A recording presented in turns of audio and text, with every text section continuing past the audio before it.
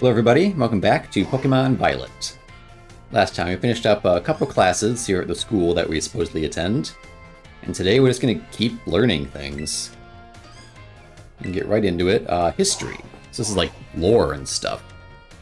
Probably stuff we already know since we finished the game, but you know, can't hurt to get caught up again. Maybe put some pieces together. Ms. Reifert. Oh god, I need to come up with new voices, quote unquote. Because my voices are also different.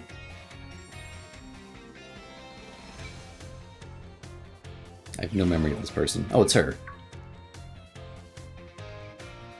Oh, I see we have some new students here with us today. My name is Reifert. I will be the one to impart knowledge of the past into your little minds. History is a wonderful thing, truly splendid. The lives of our ancestors throughout history forge the path to the present in which we live. Today you shall learn. I can read. You shall learn about the most mysterious location in all of Paldea, the Great Crater. Hey, I've been there.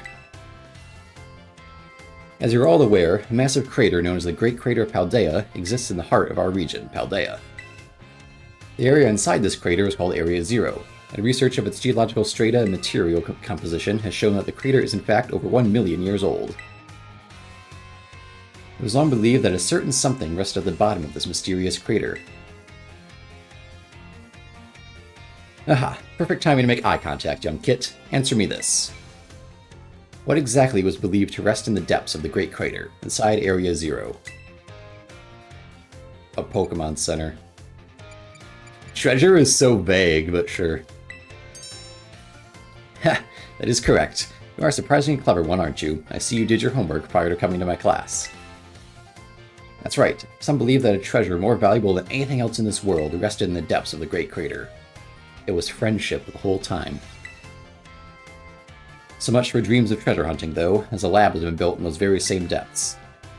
Oh, and before I forget, we all do well to remember that the Great Crater and Area Zero are both off limits to all those but all but those who have official business there. I'm so glad I know how to read and can do it fluently and smoothly. Do not dare entertain the foolish notion of gallivanting off to Area Zero in search of riches. It is no place for children dreaming of treasure and adventure. I mean, besides, if it were all possible to investigate the area, I would surely be the first to do so. Oh, is that the time already? I must have gotten swept up in filling your minds with knowledge. This ends today's lesson. We will unravel more of history's enigmas together next time. Cool.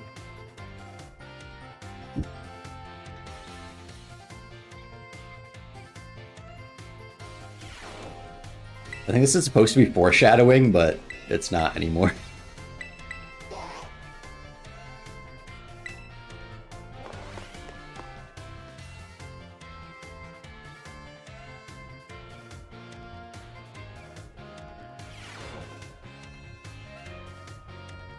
Greetings, my little students. Whatever you did yesterday is now a part of history. Today we will continue to unravel the marvels that history has presented to us. About 2,000 years ago, this region came under the rule of the Paldean Empire. Historical accounts describe the Paldean Emperor as being quite the dictator. This emperor also zealously believed the legend of the treasure that rests... believed the legend of the treasure that rests deep within Area Zero. I must mention that the civilizations of our ancestors were not as developed as ours is today. People back then were far more likely to believe in mysterious legends, magic, and beings beyond human comprehension. In an attempt to gain the power to stand against Paldea's neighboring countries, the Emperor sent people in droves to join the hunt for the fabled treasure of Area Zero. Aha! Perfect timing to make eye contact, young Kit. Answer me this. Approximately how many years ago was it that the Paldean Empire began to rule this region? You just said 2. Is this a trick question? Okay. I see you listening intently to my lecture. The answer is about 2,000 years ago. That is when the great era of exploration began. However, it is said that not a single adventurer sent out by the Emperor ever reached the depths of Area Zero. Was it the punishing journey itself that barred the way, or perhaps some unknown creature? The resounding failure of this great era of exploration almost certainly heightened the air of mystery surrounding the crater. Oh, what I wouldn't give to explore Area Zero in its untouched state at that time. Well, lucky for you, there is a machine. Oh, that goes to the future, though. Never mind. Oh, there it is. Hope for the swift invention of a time machine. Foreshadowing. I'll have more of history next time. Yep, okay, bye. These are a bit awkward doing them at the end of the game. That's alright, though.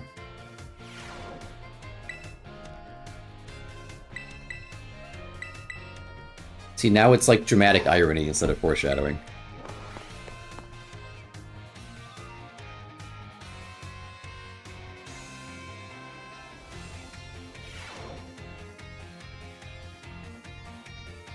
Our history, Marvel the Marvels, yep.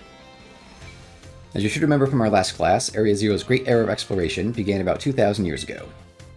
This era lasted for approximately 1,000 years, but not a single soul was able to venture all the way to the deepest reaches of Area Zero. Having poured much of its human and financial resources into the exploration of Area Zero for so long, the Paldean Empire fell into decline. 200 years later, or 800 years ago, the Empire and its surrounding nations united into one entity. This was the formation of Paldea as we know it today.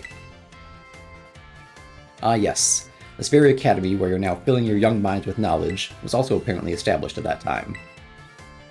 In fact, this school building, though certainly having undergone repairs through the years, is just as it was when it was built so long ago. This very structure is a piece of history. Ah, things of old are truly splendid. I would certainly prefer to not have the Pokeball portion though, a relatively new addition. Aha! Perfect timing to make eye contact, young kit. See if you've been listening. How many years ago was the academy of ours established? 800. I see the look of concentration on your face was indeed just that. I hate nothing more than when a student only pretends to listen. Nimona. This academy was constructed exactly 805 years ago, to be precise. In other words, your academy here is 805 years old. They like doing that. Like, here's information, then, in other words, here it is again, but, like, backwards. Which I guess everyone learns differently, so I guess it makes sense. At the time, it offered state-of-the-art facilities and a uniquely innovative curriculum. As such, people used to say, those seeking knowledge need look no further than the grapes of Paldea. That's right, they were referring to Uva Academy. It is said that this proverb of sorts was even used outside of the Paldea region. Wrapped up. Our next class will be the midterm, oh god. Bring the wonders of history to the forefront of your minds in preparation.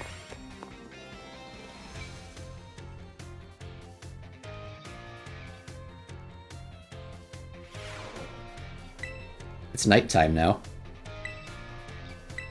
I just noticed that. I guess going to class does pass time.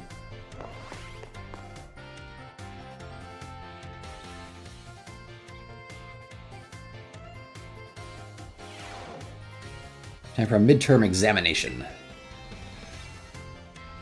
Summon your historical knowledge from the dark recesses of your minds and answer the questions. Name the geological formation in the center of Paldea. The center of Paldea.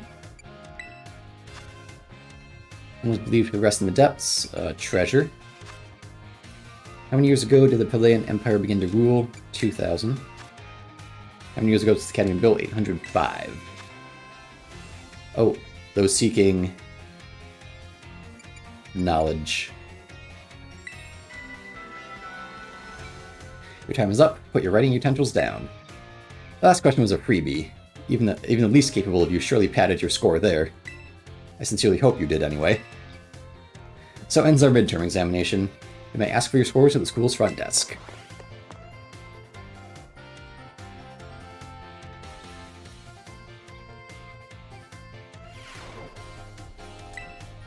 Mm-hmm.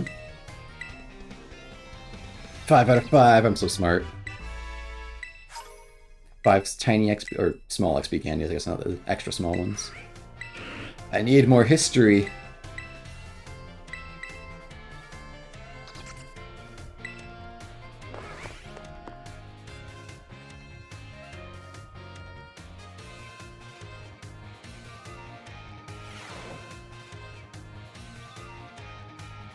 Give me more foreshadowing. I was mashing through a dialogue. I imagine your ability to concentrate has been spectacularly derailed by my midterm. So changing things up for fun and variety may be a good idea every now and then. So allow me to tell you an old fairy tale that has been passed down in Paldea for generations. Okay. Once upon a time, there was a king who very much enjoyed collecting treasure. He was particularly fond of treasures from other countries. One day, a merchant from the east heard rumors of this king and came to meet him. The merchant laid out 4 treasures in front of the treasure-loving king. The 4 treasures were as follows: a vessel, a sword, a set of tablets, and a set of beads. Seeing such rarities before him, the king leaped for joy. He showered the merchant with gold coins and claimed all 4 of the treasures for himself. Perfect I can't keep saying this backwards. Perfect timing to make eye contact. It said that one of the treasures was a set of tablets. What do you think these tablets were? Wooden planks, handheld electronics, or medicine? Probably wooden planks. Correct. Your daily pursuit of knowledge serves you well. These particular tablets were wooden and used as a writing medium in the East in ancient times. As you may know, they fell out of popular use as paper became more universally available. For the king to consider these paper substitutes treasures, they must have been of superb quality. That, or perhaps they had some amazingly profound teachings written on them. So the king obtained these 4 treasures, and on that very night, it is said that a terrible disaster rained down upon his castle, reducing it to rubble by dawn. Is that the time already? I wasn't done with my story, but alas, so ends today's lesson. If you are interested in how the story ends, you may come see me outside class hours.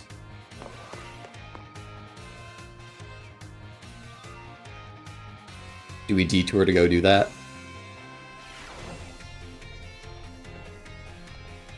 Is she, like, just available somewhere here? She is. Let's go get the rest of that story. That was interesting. It may or may not be pertinent to future endeavors.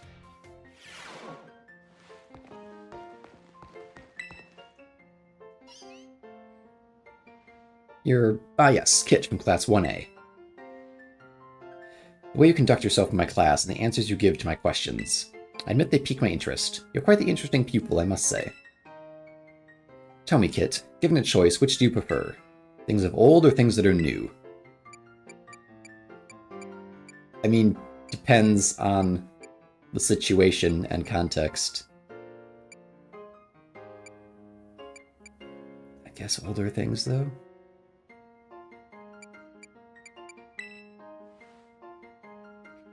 Ah, so you prefer things of the past, do you? The potential I saw in you was real after all.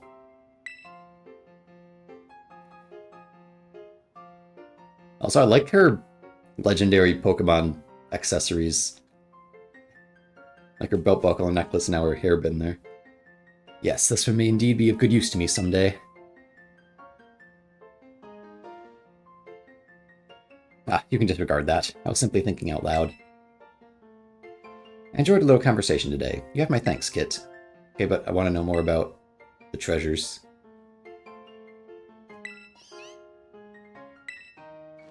Fine. I should just keep...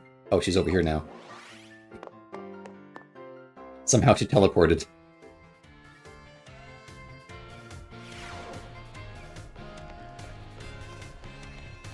Tell me more. Wife isn't Kit from Class 1A. Yes, I am interested in that.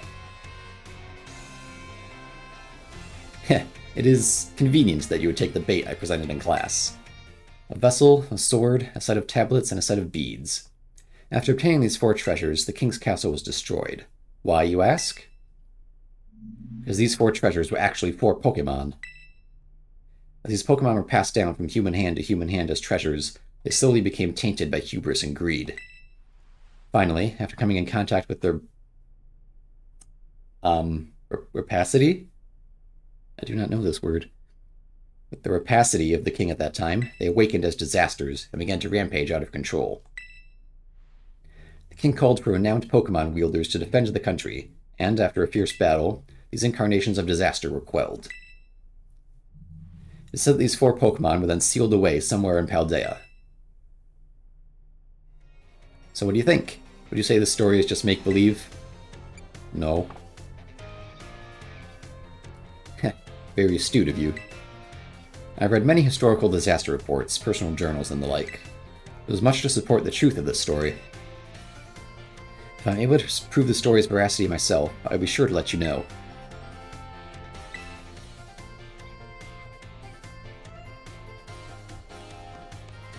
I wonder if we've seen anything that could be related to that. Guess we may never know. Anyway, let's go back to history class.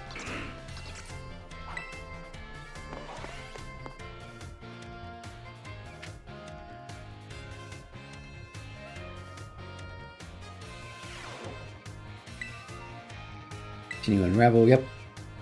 I trust you all remember our lesson before the midterm exam concerning the great crater of Paldea and its interior, Area Zero.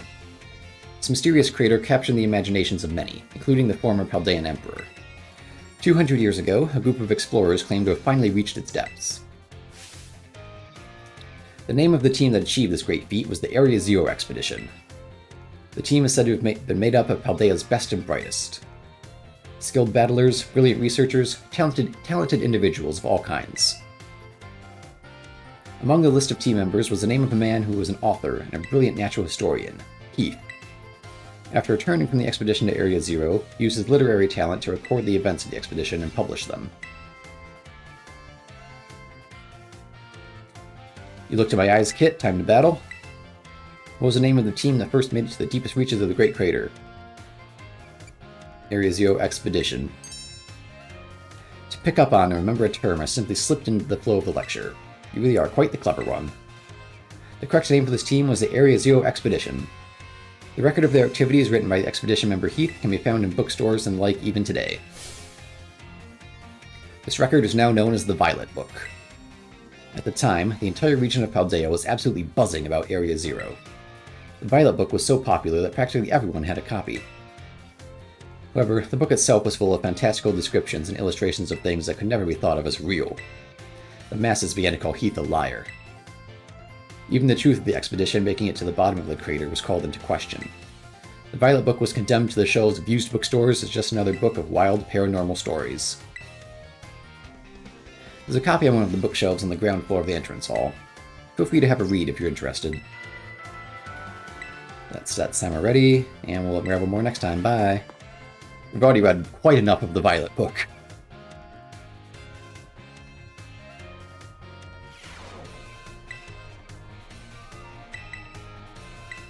This will be our last history class, and then the final.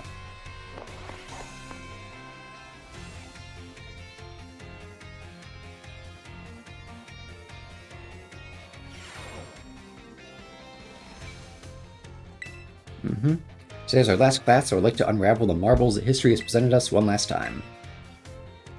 In our last class, I taught you about the Area Zero expedition of 200 years ago, correct?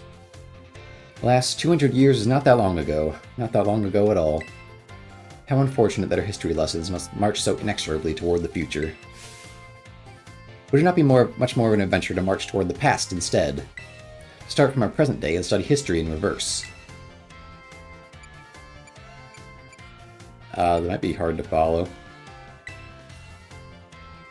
Indeed, it may be difficult to understand the flow of events. One thing leads to another if we were to trace history in reverse. I suppose I have no choice but to let the flow of time carry us toward the future. In this last class of ours, I shall fill your minds with a history of the terrestrial phenomenon. The technology behind terror orbs has its origins in Area Zero. Even after the Area Zero expedition supposedly reached the crater's deepest depths, others continued to explore that area. And around 140 years ago, Pokémon cloaked in a mysterious light were discovered there. As you may have already guessed, these were, in fact, terrestrialized Pokémon. However, when those who discovered these Pokémon brought them out of Area Zero, the light faded, and the terrestrial phenomenon remained a mystery for quite some time. However, 10 years ago, that might as well be present day, a certain someone you have definitely heard of unraveled this mystery. Perfect timing to make eye contact. What is the name of the famous professor who unraveled the terrestrial phenomenon mystery?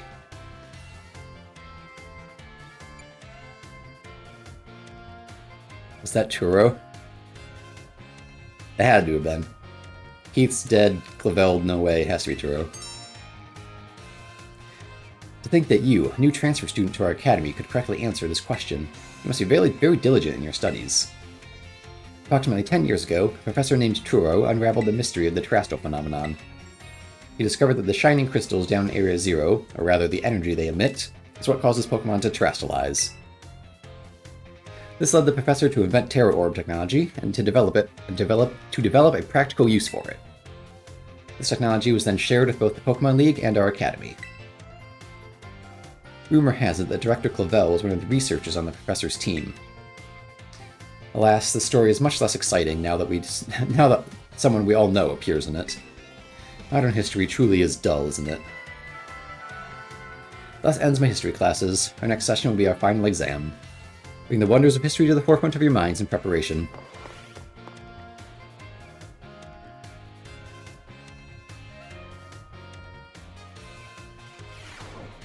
I feel like Turo inventing Terra Orbs is a little glossed over. He's like, oh, time machine, blah, blah, blah, blah, blah. History final, yep. Hopefully I can remember the last 20 minutes here.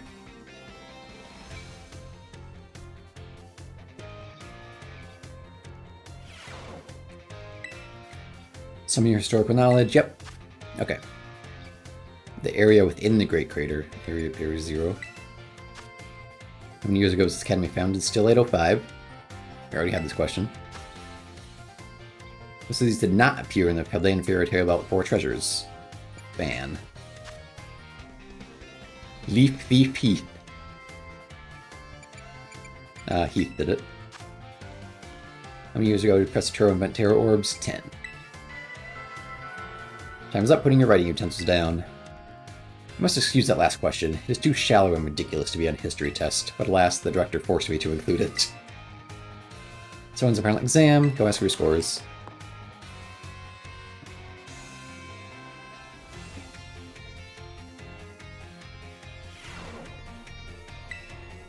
Pretty sure I got all those right. Heck yeah, let's go. XP candies, woohoo. We'll probably get through at least one more class today. Languages, that should be fun. Mr. Salvatore.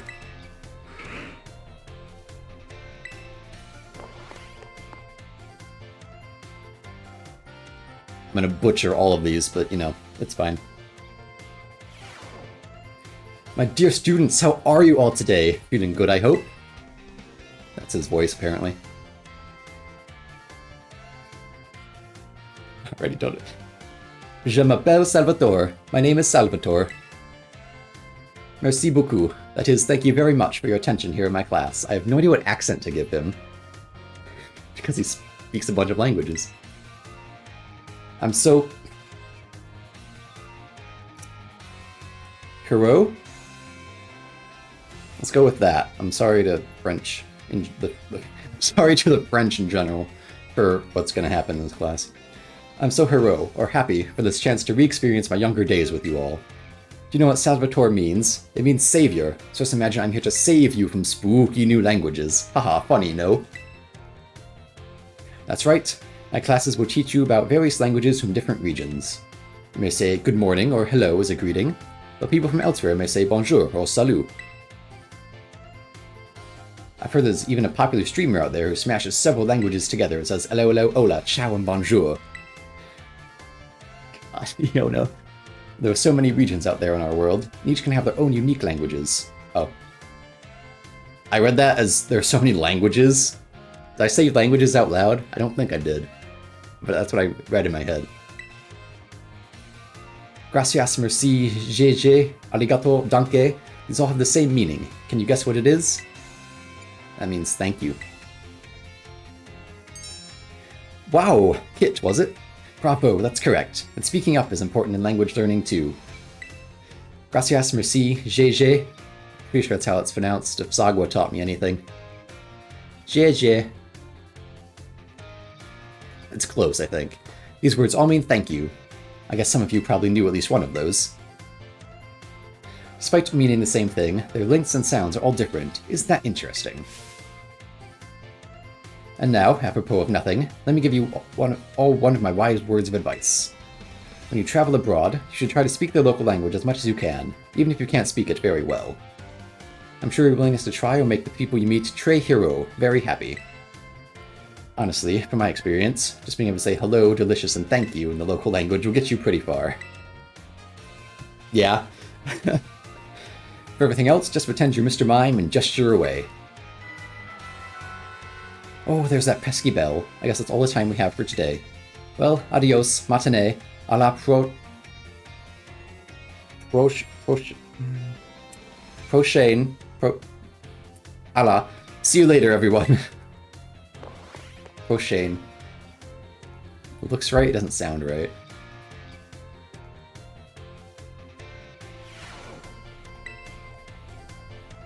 Let's do that again.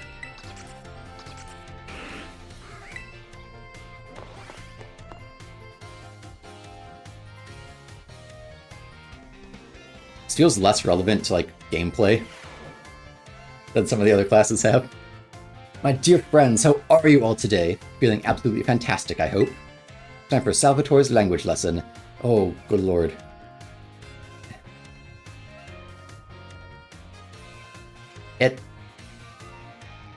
Êtes-vous prêt? Êtes-vous prêt? Are you ready, everyone? You can answer with yes or oui. Oui. C'est super. In our last class, I believe I taught you all how to say thank you in other languages, right? Oh. In le cours d'aujourd'hui, today's class, we learn about a certain word sure to make people happy when you use it in your travels abroad. What word, you ask? Well, you'll have to guess. Delicioso, hauchi, buono. Can anyone tell me what these words mean? Delicious. Wow, correct. C'est super. I knew I could count on you, Kit.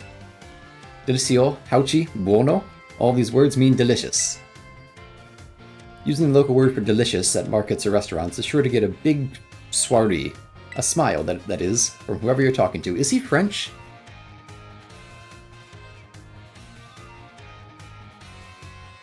Salvatore is a Spanish name, though, isn't it? I look really stupid right now. It'll make communication go more smoothly, I guarantee it. People love it when someone says the cuisine of their homeland is delicious. Who wouldn't be happy to receive such a compliment? And now, apropos of nothing, yep. First step to smooth communication is to compliment the person you're talking to. After all, it's not very likely that a compliment will put someone in a bad mood. It doesn't only apply to people in other regions either. It's the same for all of you, too. You can put this tip to use with your classmates. How about you all try complimenting each other after class? How about make for an ambiance plus sympathetique, a more friendly atmosphere. That's all for today. See you all au prochain cours, next lesson that is. Adios, matinee. Oh lord.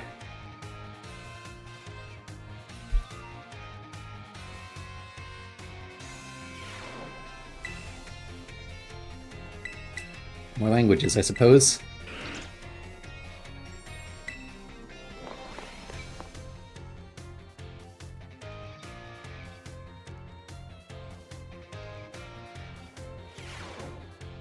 My dear friends, how are you all today?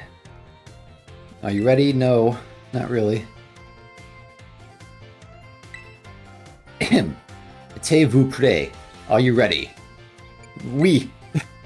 Très bien. Very good. Lessons are not a one-way street. Non. I'm triste. When no one speaks up. I think he is French. Very sad, that is. In our last class, I believe I taught you how to say delicious in other languages, right? In le cours d'aujourd'hui, today's class, you will learn about a very special phrase that you can put to use when the time is just right. Oh. Aishiteru, je t'aime, t'amo, équilibrique. Does anyone know what these phrases mean? I love you. Fantastique, Kit. Correct. You deserve a médaille d'or, a gold medal. Je t'aime, t'amo, Ich liebe dich.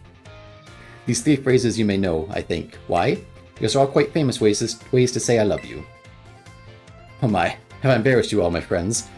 What timides little garçons et filles, shy boys and girls, that is.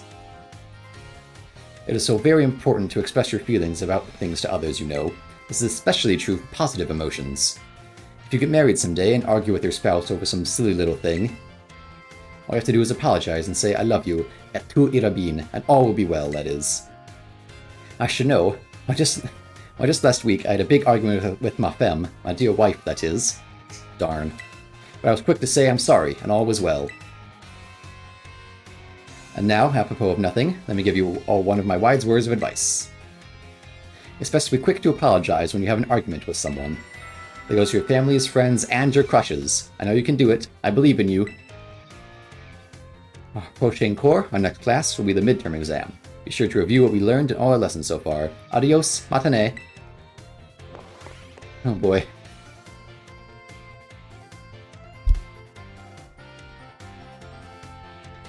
I have the vaguest of understanding of languages. It does not help.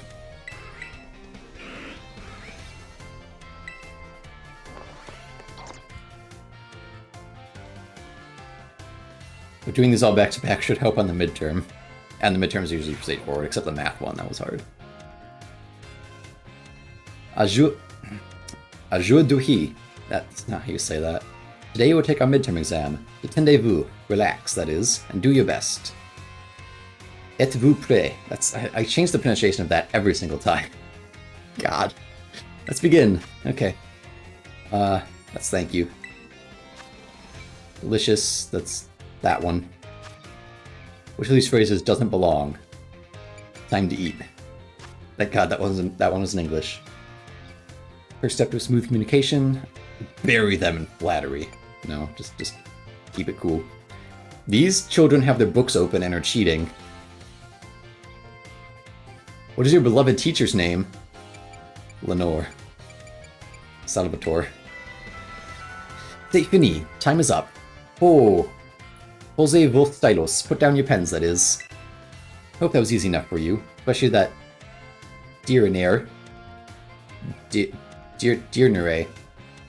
Question. That last question. I'm sure you all did great. Bravo, my friends. You can check your scores at the school's front desk. Yep. Okay. Oh, Lord. I'm so uncultured.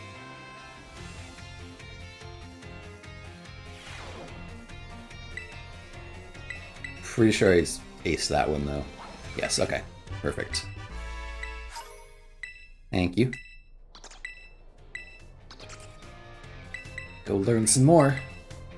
With Salvatore.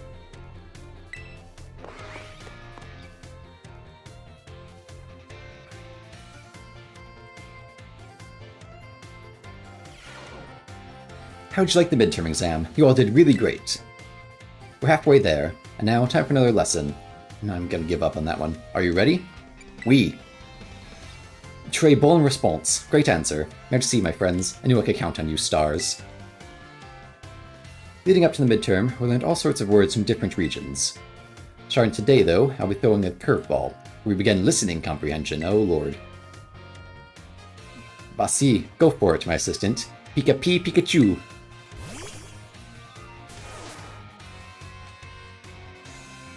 Okay, but why'd they cut out Pikachu's like actual voice and go back to the cry? That would have been a good time for that. As you just heard, Pokémon can also use words to communicate. It's not always easy for us to understand them, but their words have meaning, just as ours do. Pokémon can use language to share all kinds of information with each other, like the location of food or whether there may be predators nearby. The same Pokémon's cries may sound different depending on what it wants to say. I'm sure you're all curious, so aujourd'hui, today, that is, let's learn some Pokémon language. Je t'en prie, if you would be so kind, Pikachu. Yep, that's something he said. What emotion do you suppose Pikachu was trying to convey just now?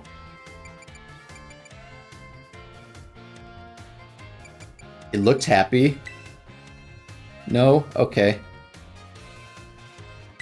When Pikachu says that, I guess it did sound kind of Negative. It's using its angry voice. That's right, I had my little Pikachu friend here pretend to be angry for us. Don't you think you did a great job? Give Pikachu a round of applause, everyone.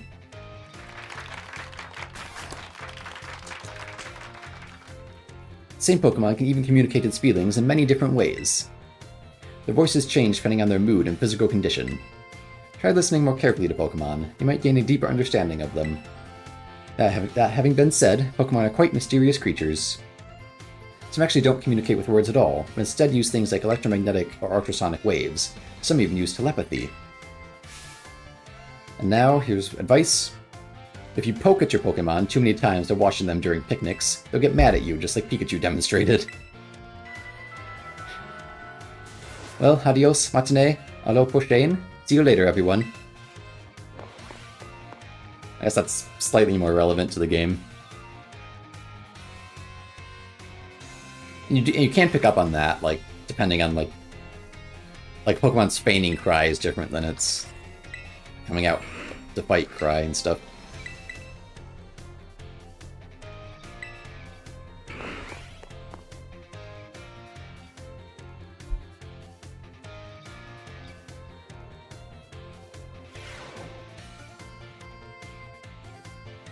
I hope you're all doing marvelously well. It's time for another one of Salvatore's language lessons. Are you ready? Oui! I expect no less from my excellent friends. Even your replies to my questions are excellent. Today we'll be once again focusing on listening. I'm giving up on these other languages at this point. Go for it, my assistant. Pikachu. Pikachu! As you may remember from our last class, the same Pokemon's cries may sound different depending on what it wants to say.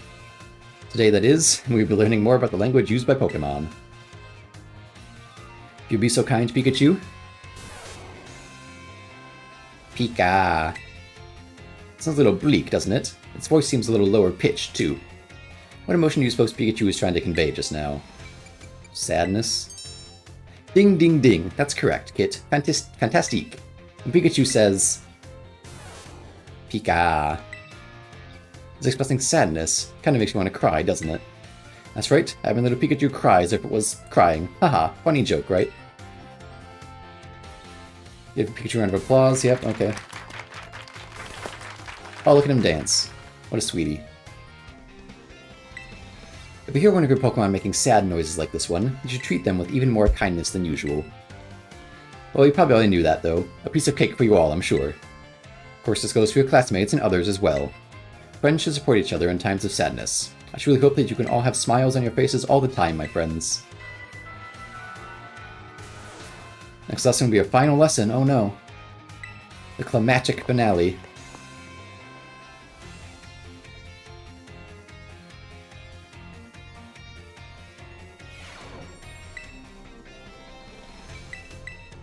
Final language class. And then the final of the language class.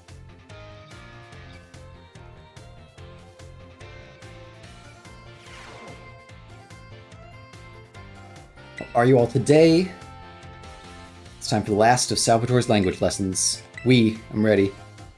What a response fantastique. Great answer, that is. Perfect for our last class together. I love it. Today we'll be once again having a listening lesson. Go for it, Pikachu. Let's get right to it, my little Pikachu friend. For our last listening class, tell everyone how you're feeling right now. S'il te plaît. S'il te plaît. Ciao! Ooh, can you feel that? That's one contagious emotion in Pikachu's voice. Happiness, probably, yes. I'm so happy that you got it right, haha, get it? When Pikachu says, Cha! It's expressing happiness. Doesn't make you just want to break out and do a happy dance. But I didn't have to ask Pikachu to put on acts today. Oh no, I simply asked it to show you all how it felt about getting to have class with you. Getting to meet so many new friends and study together in this class with you. It's made both me and my little Pikachu so very happy. And now, one last wise word of advice. As you live your lives, I'm sure you'll all have times when you get mad or sad, maybe even more than you would like. Everything has its ups and downs. Life is a veritable roller coaster. But, à la fin, in the end that is, there is surely happiness waiting for you. So gare lu soiree. Keep a smile on your face, even in the hardest of times. Cha! When you're faced with a problem that you can't handle alone, find someone to rely on, be it a teacher, your family, your friends, anyone. Our prochain cours, our next lesson, will be our final exam. Be sure to review what we learned in all our lessons so far. Adios, matinee.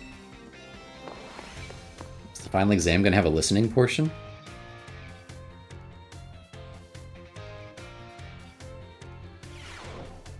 Mayhaps. Guess we'll find out.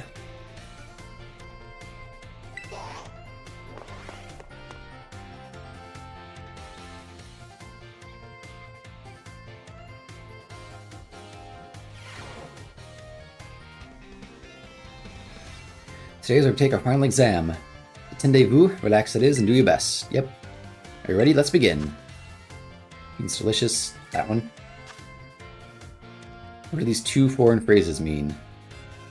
Oh, yep. That's, oh, it was the listening portion. That was anger. Cha, that one's happiness. What is your beloved teacher's name? Labrador. Time's up. Put down your pens. Assume the obligatory last question gave you no trouble. Yep. Good dog, great. Bravo, my friends. Get your scores at the desk. Cool. That was rough. Fun, though.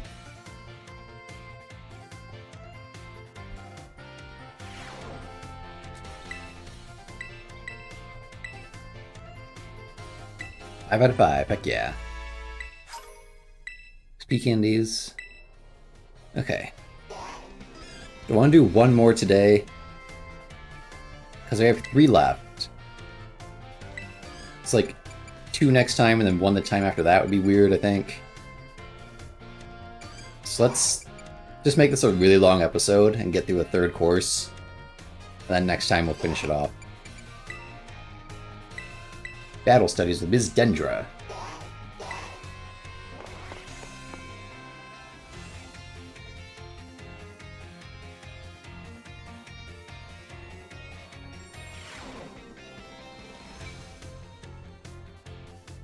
Ulsu, say hello to your battle instructor. The one, the only, the hot-blooded Dendra. Ulsu is a karate thing, by the way. Look it up. My age, 25. My hobby, working out. My type, well, strong and muscular fighting types, of course. That's all for my introduction. As to my class, this is where you get to learn all the nitty-gritty of Pokemon battling. I'll start with the basics so that no trainer gets left in the dust. Even if you're new to this stuff, have no fear. Leave it to me and my muscles, and you'll be pros in no time. Let's set our fighting spirits ablaze, together. Pokemon have all kinds of attack moves at their disposal. Each move has certain qualities that you want to remember. I'm talking about the power type and category of these moves. Higher power means more damage, especially if your opponent is weak to that move's type. Heads up, new kid. Question coming your way. I am the actual champion. There are 2 categories that attack moves can fall under. Know what they are? Moves of light and moves of darkness. Moves you love and moves you hate. That also is true. Physical and special, though. Awesome. You're just as sharp as I expected, new kid. Looks like you have a handle on the basics. Anyway, attack moves are split into 2 categories. Physical and special. Physical moves do more damage the higher the Pokemon's attack stat is. The special moves do more damage the higher the Pokemon's special attack stat is. On the other side of things, Pokemon getting hit by these moves can take less damage by having a high defense or special defense stat, respectively. In conclusion, Pokemon that are good with physical moves should raise their attack stat. Pokemon that are good with special moves should raise their special attack stat. Trying to raise both of these stats equally would just make it hard for the Pokemon to shine in battle. Make your strong point stronger, I always say. That goes for both people and Pokemon. Aw man, I was just about to suggest we do some hands-on practice to really drive the point home, but I guess we're out of time. We'll generally meet for my class here in the schoolyard, even for book learning. Nothing like a little fresh air to make studying more fun, am I right? But class is over for now. Take care, you little rascals.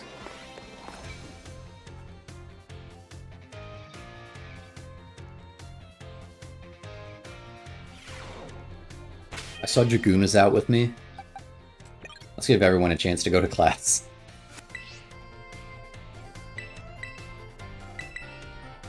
More battle studies. More very basic Pokemon.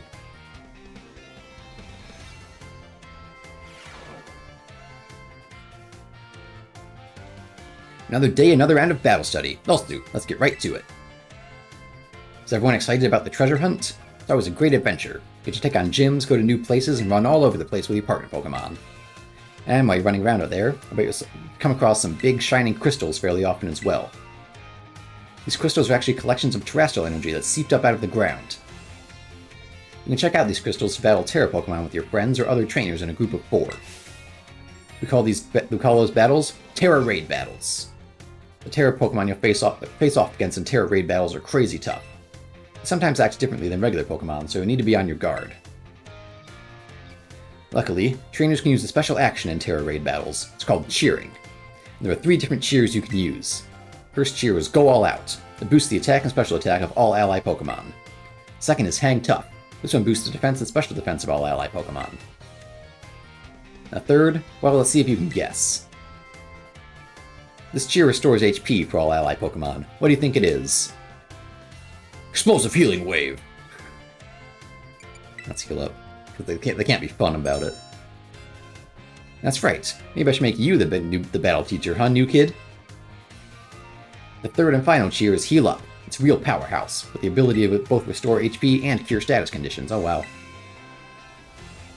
You can cheer up to 3 times during a single raid battle. Terra Raid battle.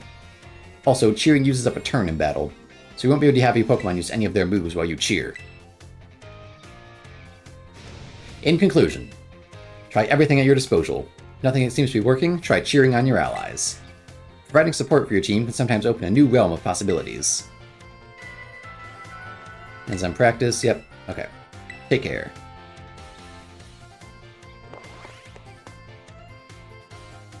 We've done a couple of those. Not many, but a couple.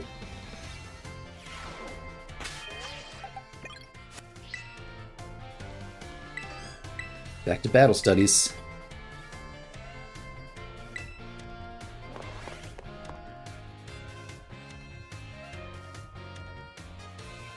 This might be like held items and stuff too. Another day, another round of battle study. Yep. Last time we learned about Terra Raid battles. Then if you have a chance to try them out? Terra Pokemon are super strong, and the more difficult ones will use an even tougher tactic that you'll need to deal with. I'm talking about their Terra Shield. What happens when the Pokemon has this Terra Shield up, you ask? Well, it takes way less damage for one. And has a big effect on morale, too. When trainers see that shield go up, they feel doomed, like there's no way to win the battle. So here's a question for you. If the Pokemon you're battling puts up its Terra Shield, what should you do? Call your parents. Mom, come pick me up, I'm scared. No, you terrestrialize and attack it. That's right, you're a regular Terra Raid battle master, aren't you, new kid? Regular attacks don't work so well against Pokemon that have their Terra Shield up. Having your Pokemon terrestrialized is an effective method to overcome that issue. A terrestrialized Pokemon will do more damage to a shielded Pokemon, especially if it uses moves that match its Terra type. Dealing enough damage to a Pokemon with its Terra Shield up can destroy the shield and break the Pokemon's stance. This means that it's important to properly time your terrestrializing in Terra Raid battles. In conclusion, as they say, fight fire with fire and Terra Pokemon with Terra Pokemon. Be sure to work together with your teammates to smash through your opponent's Terra Shield. Hands-on practice, yep, out of time. Next class will be midterm, aim for a perfect score.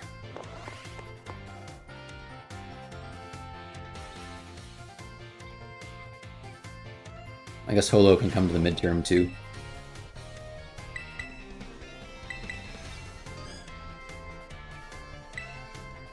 It's daytime again now, Psyduck's back.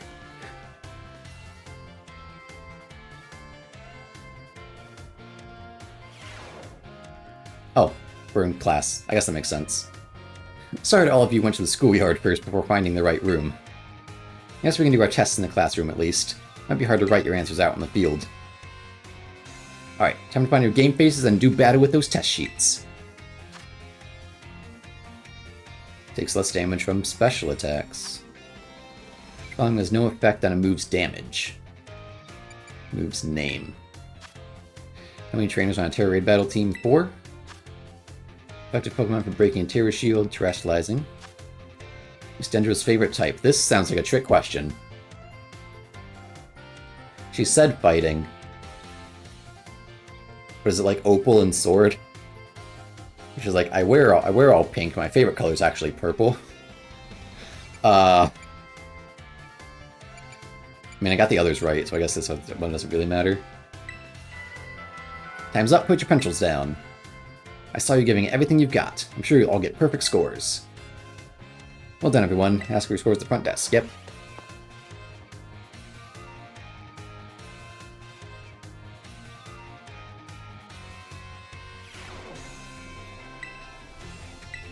Did I do it? Am I smart? Yay! Speak candies. Woo.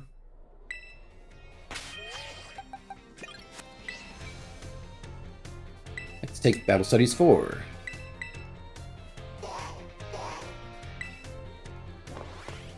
Study these battles.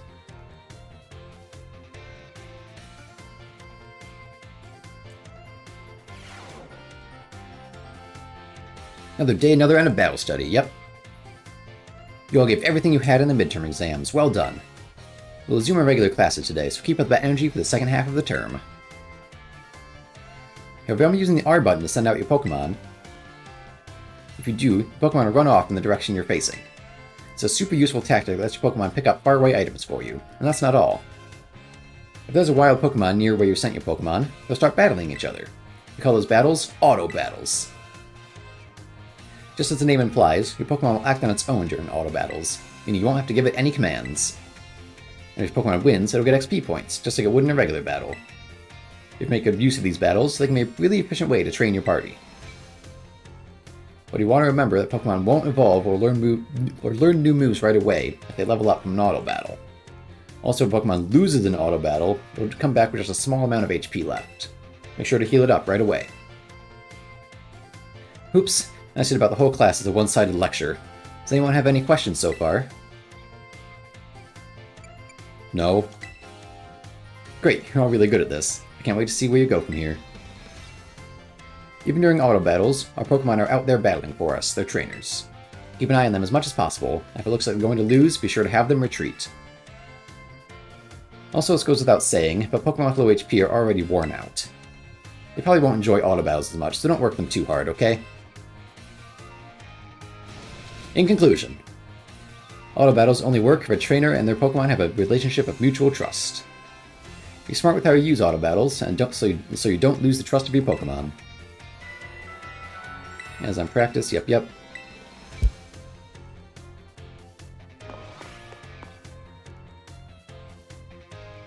Sometimes that even works.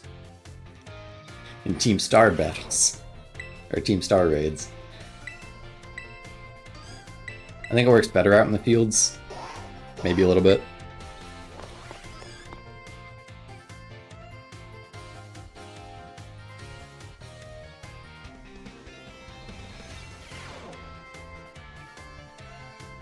Another day, another round. Hope you gave auto battles a shot like we talked about last class. Making good use of auto battles lets you train up a bunch of different Pokemon. It's also an efficient way to gather the Pokemon materials you need to make TMs at TM machines, that is true. Speaking of which, have y'all been using the TM machines? I sure hope so, because it's pop quiz time. To create TMs, you need Pokemon materials and one other thing. Anyone remember what that is? Money. I think it's LP, though.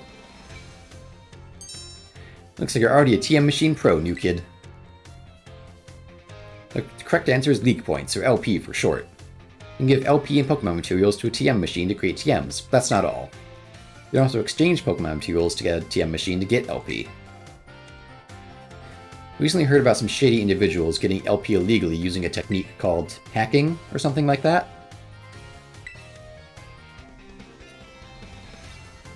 Penny was here last class. She's not now. I don't want any of you getting involved in bad stuff like that. Got it? Anyway, you can also add TMs that you want to make to your watch list. This lets you keep an eye on the materials you need to gather. In conclusion, In order to make TMs, you need Pokemon materials. If you want to get hold of lots of materials, you have to battle all kinds of Pokemon. Yep. Next should be the final. I didn't swap out anyone besides Jenny for that class. Whoops. I guess Mistopheles doesn't get to go to school.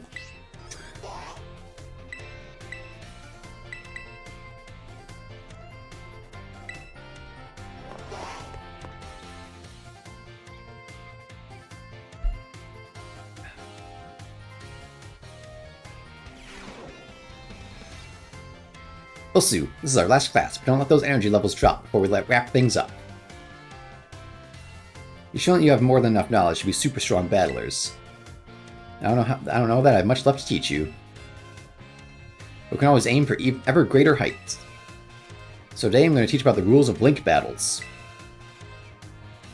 When two trainers participate in link battles together, they can engage in either single battles or double battles with each other. If you're playing in a group of 4, you can all battle each other in multi-battles. Now, when you're out having battles during your independent study, you can use whatever number of Pokemon you like, and they can be any level. But in link battles, there are special rules to keep in mind.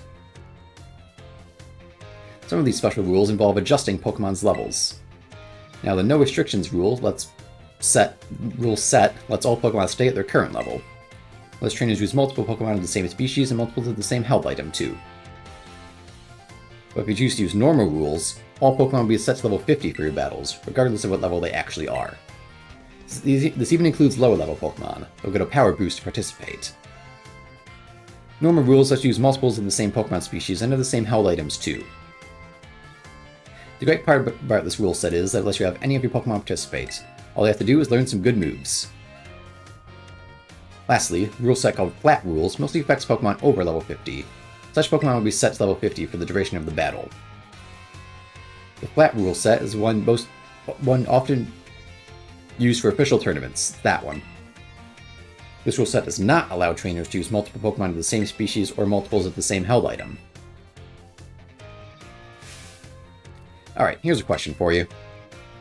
Which rule set should you pick if you want to use a lower level Pokemon and keep its level low? Flat. That's the one, new kid. Looks like you'll be listening to the lesson. If you got some clever strategy that you need to use level 5 Pokemon for, your best bet is to choose the Flat Rules rule set. Of course, you can also choose no restrictions if you want to battle with any Pokemon you want, at any level or with any held item. That's a pretty good rule set for when you want to battle freely with friends. In conclusion, normal rules adjusts all Pokemon level 50. Flat rules let you use lower level Pokemon at their actual levels. Hope you all use these tips to have some exciting battles with your friends. Hands-on practice, yep. Next class will be the final, oh lord.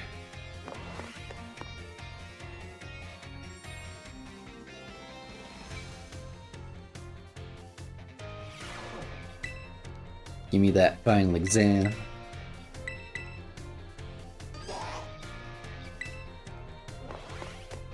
Should be pretty straightforward though.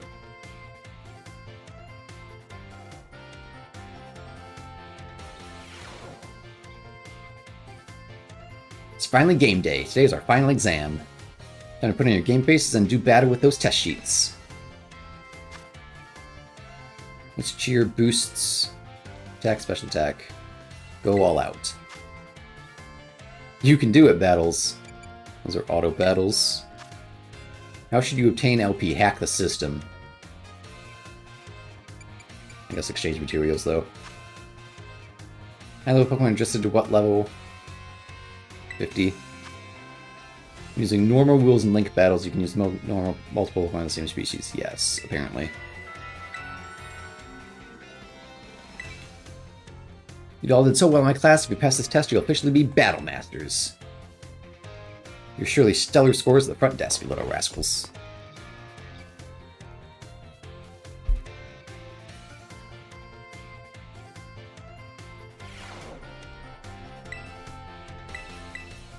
How'd I do? 5 out of 5, heck yeah. Okay. I'm gonna call that there for today. The next time, we'll finish up at school, and then the time after that, we'll go somewhere else. So thank you all for watching if you decided to sit through all this, and I'll see you next time.